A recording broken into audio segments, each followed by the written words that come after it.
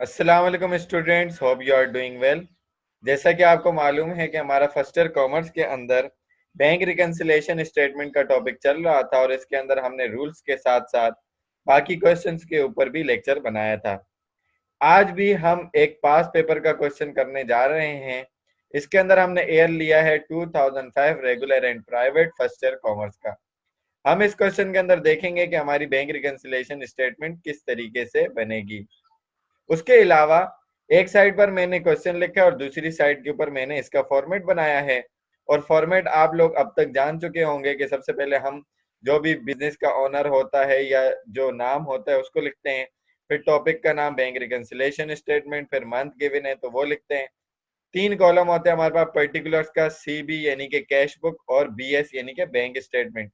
Bank statement को आप passbook भी कहते हैं। तो क्वेश्चन पढ़ते हैं और देखते हैं कि हमने इसकी ट्रीटमेंट किस तरीके से करनी है।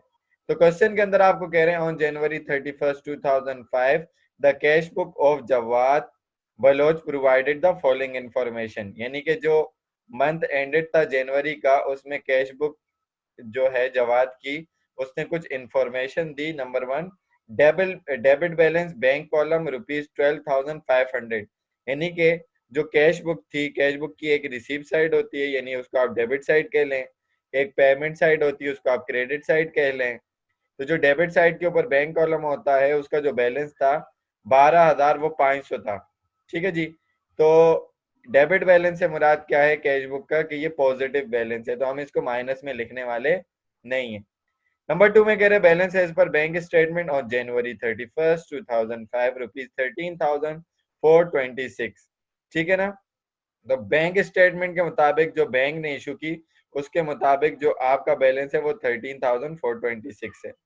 उसके बाद जो कंपैरिजन करवाया गया यानी कि ये बैलेंस और ये बैलेंस, इन दोनों में इक्वलिटी नहीं है, यानी कि ये दोनों बराबर नहीं है। इसका मतलब इसको बराबर करने के लिए ये कुछ चीजें गिवन है, इनको ठीक करना पड़ेगा।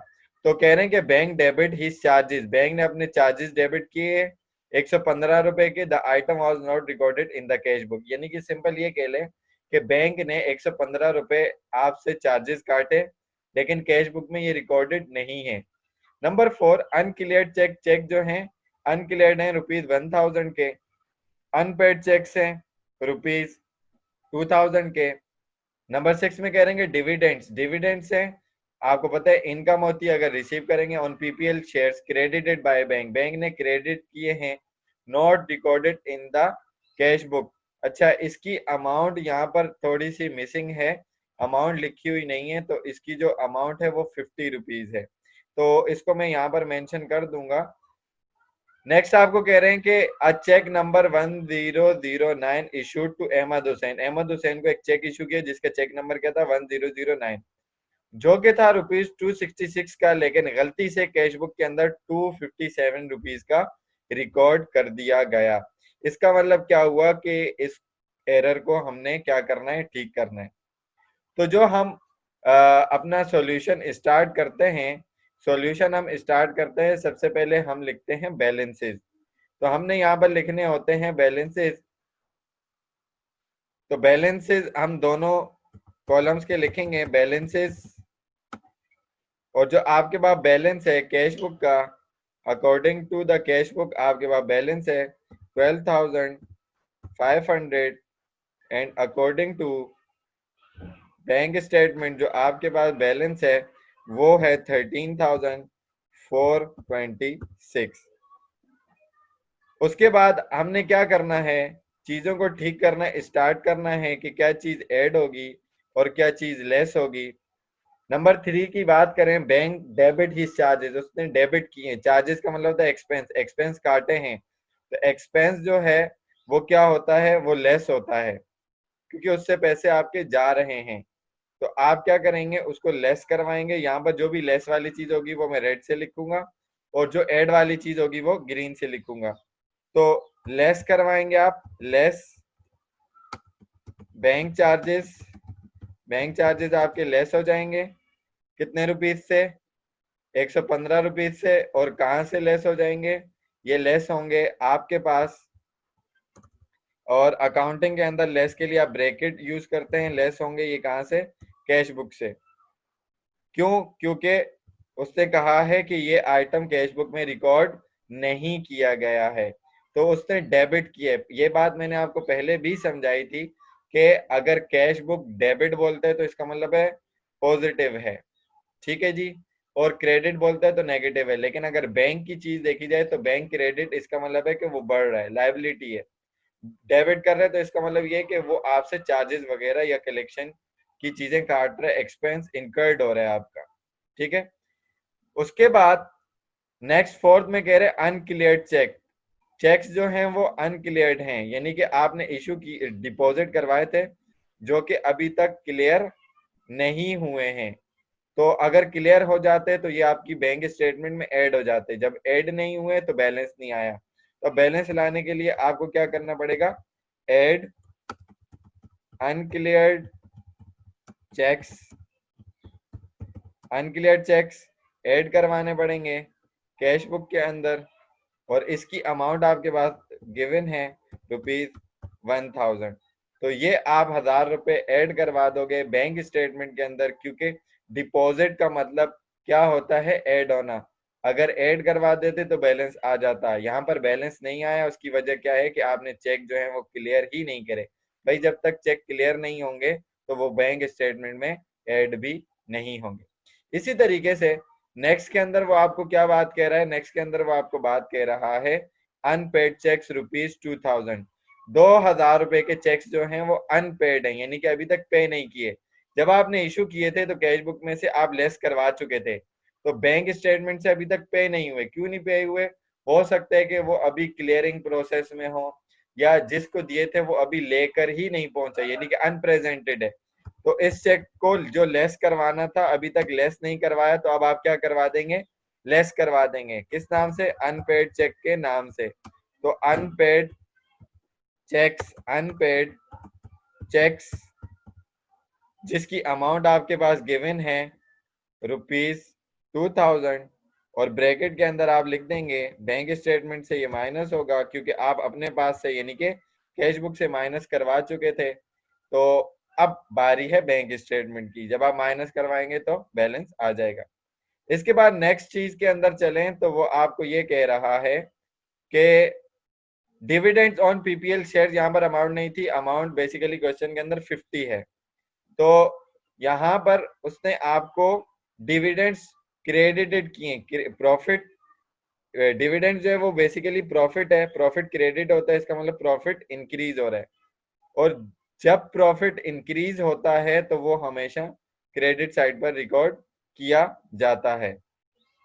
तो आप क्या करेंगे? इसको ऐड करवा देंगे, प्रॉफिट है क्योंकि। लेकिन कहाँ करवाएंगे? उसने बोला not recorded in cash book. Cash book में रिकॉर्डेड नहीं है, इसका मतलब कैश बुक में आप ऐड करवाएंगे और लिखेंगे डिविडेंड्स, डिविडेंड्स क्रेडिटेड।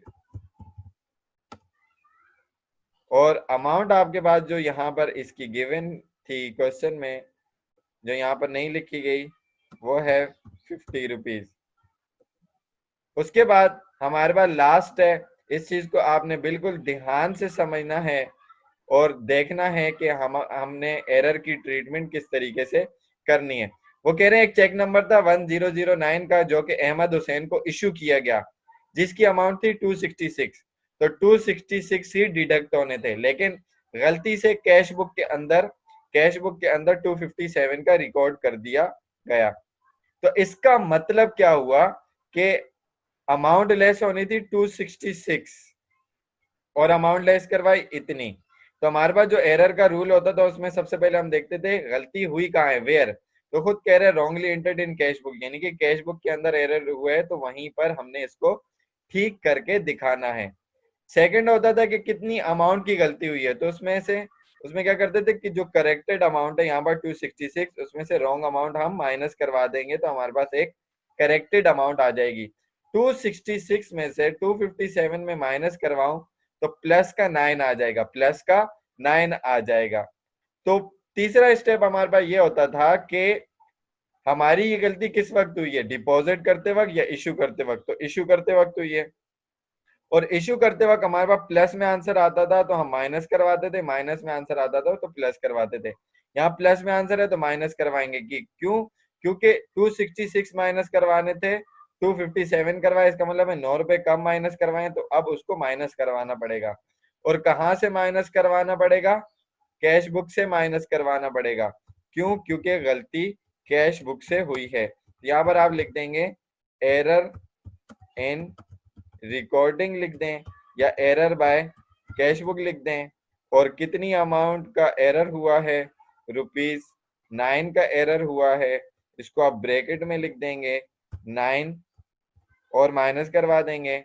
उसके बाद आपके पास फाइनली नीचे आ जाएगा एडजस्टेड बैलेंस। आपने निकाल कर दिखाना है दोनों साइड्स का, ताकि आपको पता लग जाए कि इसका करेक्टेड बैलेंस बेसिकली क्या है, पहले क्या था अब क्या है। तो इसको आप कैलकुलेट करेंगे, आपके पास इसका एडजस्टेड बैलेंस दोनों साइड्स का शो हो जाएगा। अगर मैं बात करूं कैश बुक की, तो according to the cash book अगर आप 12,500 में से माइनस करवा देंगे 115 और उसके बाद प्लस करवा देंगे 50 और फिर माइनस करवा देंगे 9, तो आपके पास आ जाएगा 12,426। क्या आ जाएगा? 12,426 आ जाएगा। इसी तरीके से अगर हम बैंक स्टेटमेंट की बात करें तो उसके अंदर वो क्या कह रहे हैं, 13,426 था, उसमें आप प्लस करवा देंगे 1,000 तो 15,000 हो जाएगा। और उसमें से आप माइनस करवा दें मजीद, सॉरी 14,000 हो जाएगा, माइनस 2,000 करवा दें तो ये आपके पास आ जाएगा 12,000 426। तो ये है आपका एडजस्टेड बैलेंस, जो कि दोनों साइड का कंप्लीट हो चुका है, इक्वल आ चुका है। और इसमें कोई इतनी टेक्निकल चीज नहीं थी इस क्वेश्चन के अंदर, बस आपने रूल्स को समझना है। रूल्स को आप अच्छे तरीके से समझेंगे तो आप बिल्कुल अच्छे तरीके से क्वेश्चन को कर सकेंगे। तो अगर आपको कोई बात इस क्वेश्चन में नहीं समझ आई तो आप कमेंट सेक्शन में क्वेश्चन करके पूछ सकते हैं। इसके अलावा अगर कोई और क्वेश्चन आपको समझ में नहीं आता तो उस हवाले से भी आप क्वेश्चन कर सकते हैं।